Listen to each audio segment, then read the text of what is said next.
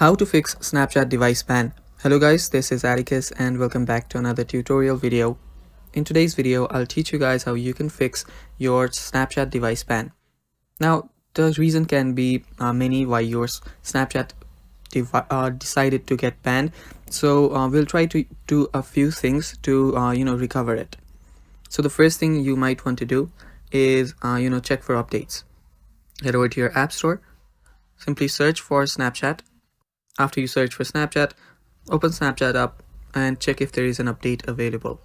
Now we are doing this because it can sometimes be a glitch why your Snapchat got banned. So just update your app, and after you update the app, the updates come with different bug fixes and different new features. So whenever you update it, the glitch or the reason why your Snapchat is banned might get solved because of the new bug fixes and patches. So try that and check if your Snapchat is again used to it. Now if you are facing the problem still, open up your settings, head over to general.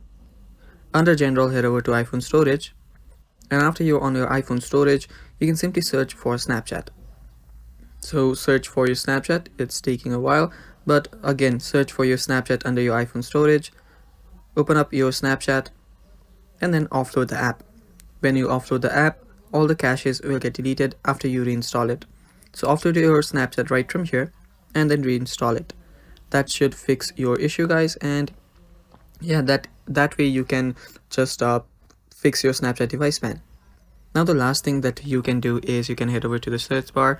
You can simply search for Help Center. Let me do that. After you search for Help Center, type in Snapchat 2, and after you search that, you will see Snapchat support. Open that up, and from here choose your what's happening, what your problem is, and then reset your Snapchat. I mean, you need to complain to Snapchat support so they will fix the problem for you. And that is how you can fix Snapchat device ban, guys. Thanks for watching. Stay tuned for more, and bye bye.